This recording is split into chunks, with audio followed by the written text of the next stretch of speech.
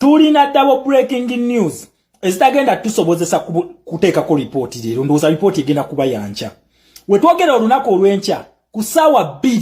breaking news Uganda ng'okutta akatabo ka Uganda togenda kuddamu kufuna visa ya America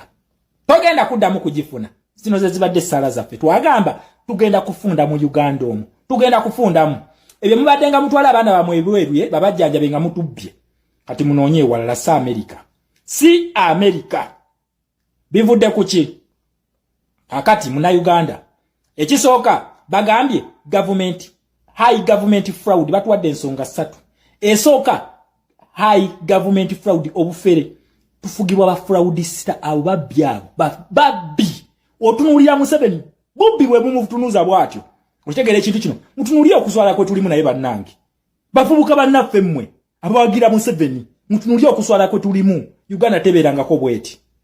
teri president yali afuze Uganda ne batwegezaamu emirundi bwegityo ekyo tebakikulimba bulijjo batwegomba bwegombye okujja mu Uganda sanctions zino bazikuba Idi Amin dada yabagamba okay Uganda is the most beautiful country in the whole world yagamba kati njagala ennyonyi mujenga ne sente za dola muteeke wano ku kisaawe mbawe mmwanyi muzitwale bakikola America ne Bungereza bagenda okulaba nga tebasobola kumalako na muyaye Idi Amin dada atasoma ne bagamba tuzikujjeko sanction naye tunuuliye omusajja omusiru oyo omukulu omukadde oyo ow'emyaka 8 wa myaka 10 naye yeyita wa 8 wolabira omusajja nti talina magezi kutandika kwesala myaka Museveni yaliwo mu biseera bya bobote bonna nga mukulu naye kati agamba nti alina emyaka 8 naye ng'omulaba atandise okuwutta kubanga bajjajjaffe bagamba ti wookula ennyo ng'owutta Uganda kati kwe kuswala kwe tuliko tuli ku list y'ensi tukwata ku kifo kya 35 gye bataddeko visa ban Uganda tebangawokko tekituukangako buli nsi etwegomba kubanga tukulukuta mubisi n'amata eyo ye Uganda naye essaawa eno olw'okubanga tufugibwa abasirusiru abatuusi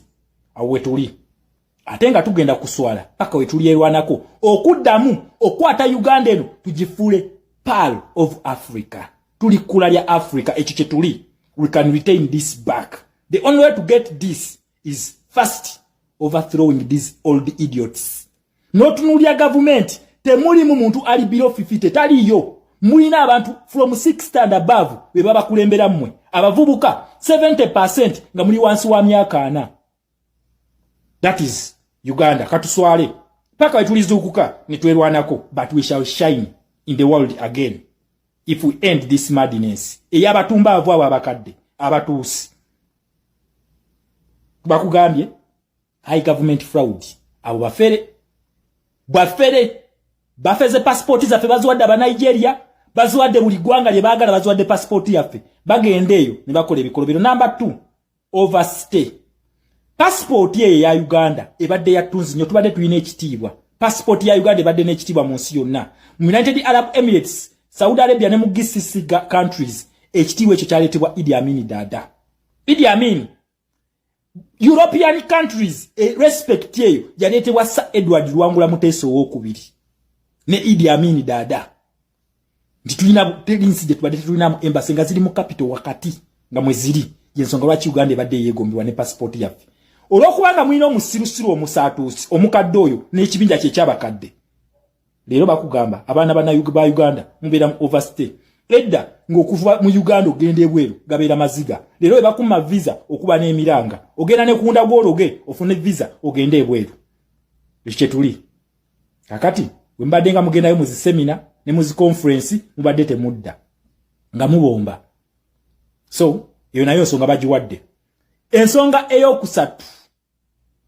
eyokusatu some governments are not cooperative tebafaayo ate Uganda mukwata kisooka mu kasitofuluma bwoti tebadda mukufaako bo kye bafaako ki sente z'osindika musolo nawulidde n'ekizempa mbwakuŋŋaanyiza bannayuganda ba investinge sente mu Uganda kino abali ebweru mbu ba investinge sente mu Uganda kyekino ekitumbaavu kye tulina ekitufuga kyekino okitegera tofa ku bannansi nga bagenze ebweru ate obagamba bagende sente eri ze bafunye bazisindike e Uganda nkola ya India ekwata abantu abannansi ba India baavu naye ate gavumenti eri emu ku ba superpowers esindika bannansi baye bakolera na passport za bwerere ne bagamba sente musindike eno era obuyindi bukola buweereza waabwe okitegeera tebulina kye bufunamu kati ne Museveni munaike kakodyo katupanga so byebizeze ensonga esatu ezibagobezza era bagambe senga tezikolebwako paka ku Lwokusatu ku ssaawa 2 Uganda akatabo kagenda kuba tekakyafuna ban mwebale kulwana mwebale kusaba batugobye ebyo byenjagala tugenda kufunda mu Uganda ekyo tugenda kugifundamu kino bakiyita foreign policy bulijjo temumanyi maanyi gaayo nabagamba buli kye mulootako oba kusituka oba kwekalakasa oba ki foreign policy is the answer ejja banyiga ejja kunyigira Museveni ajja banyiga mujja kusituka kati Uganda yakufundamu kakati namba 2 Arab Gulf nsibe yonna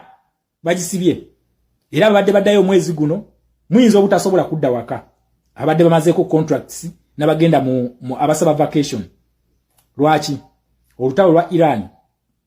ne Israeli kushegere ekintu kino era bana Uganda abamu mwekozeemu n'obibinja abamu ba timu Israeli abala timu Iran wabula nze nga chama amanyi foreign policy zino nabagamba ekintu kyenkola nkimanyi nnyo mwenna muli basiru temulina magezi oshegere ekintu ekyo obanga wagira Iran oli musiru obanga wagira Israeli oli mutumbavu oshitegera kubanga temumanyi ki muli batumbavu nga president wa Israeli muli batumbavu nga ayatula wa Iran mwena muli batumbavu oshitegera ekintu ekyo njagala mutunulie ekifaananyi kino nze mbagamba ekintu kino abantu bano mbalaba abantu bano batuzanyira ku mitwe na kugamba ekintu ekivuga ensi ziri 3 is sengozi kwata no ziteeka mu mutwe ogenda kutegera Africa n'ensi yonna weetambula abantu bana abatano teri ali bawangula teri ate abantu bana abatano bote bali rwana ba capitalist ne ba communist bo kibaliwo kya kusiikula ntalo kibaliwo kati America yakwata Israeli namuteeka mu West Asia oba mu Gulf namuteekaawo kati yaliwo kozesa hardware buli America weyagala ku enforcing American foreign policy Russia akola atya ajanga akuwaga gwe nakulaga nti oyina amaanyi mangi ojja mukuba deni kye kivaamu abantu bonga bafa olw'obusiru ayatula wa Iran tayina magezi mutumbavu avirideko abantu 13 bafudde plants zisanyiziddwawo okuba economy ya Iran bagigize katetandise okudestabilizinga bafudde wabula n'atenyahu naye wa Israeli tayina magezi Jerusalem ekubiddwa n'abantu era bafudde bulamu abantu bagenze teri mu Russia agenda kafiiramu teri mu America agenda kafiiramu teri mu China agenda kafiiramu ki policies oli bamugambye tukola nuclear nagamba nja gikolo ngamba ko ngani we are a sovereignty state ebi bigambo bya Russia America yekugamba human rights and democracy wegamba ngena akulwanyisa mutegere ekintu ekyo then bo bebafunamu ekifaananyi kino uyo Vladimir Putin ne Trump bekubidde n'essimu ne bagamba bagenda kumaliriza ensonga ezo eya Ukraine ne ya Iran naye abantu already bamaze okufa olw'obusiru bwa president bano Israeli erwana nnyo police ya America ekole ne Iran naye gamba nze ndi sovereign state naye ngewagirwa Russia eyagala police ya Russia yebekola nani interference policy ono yagamba interference tujja kukuba ojja kukola kye twagala ku mpaka abantu bano kye bakola ekintu ekyo bakwata Gulf ne bateekawo Iran Israeli enforcing a policy ya America forcefully then ne bateekawo ne Qatar enforcing a policy ya America peacefully kye bali ne mukola mu Africa wane ekintu kye bakoze nja kukibanyonyola mu video y'enkya kuba time tetulina then tuongerezeko ne report mu Africa kye bakoze era bali mu kishapinga bakute Felix Tshisekedi bamulese Tshisekedi agenda kuba Museveni Tshisekedi senga Museveni afuguma Tshisekedi agenda mukuba kino kyo kibabuulira lwaki Tshisekedi bamuwadde amaanyi okusinga president yena mu Africa naye making ye ya busungu Tshisekedi abadde na busungu ku Museveni ne Kagame Samei Ruto ne Samia Suluhu bamulyamu olukwe ne bamuterayo M23 kati M23 wevuddeyo bamutudde ku UN Security Council then ne bakwata Uganda. Yes, right. Yoli kuyogi update TV kosinziro bango tuliriza ibale kwekumira ku mayengo gano wabula gwatana tweyungako kutegeeza nti kirira wansi waliwo ekigambo subscribe kikoneko ojja kubanga osobola bulunnya otweyungako wabali mu diaspora mbalamusizaako nnyo mwebale kwekuumira ku mayengo gano aga Yugi Updates TV. Embeera yeeyo baganda bange, naye nga buli kimu kijja kuba nga kitambula bulungi nnyo. Mbaagaliza olunaku olulungi, sigenda kuba nga neeyongerako kusukkaawo.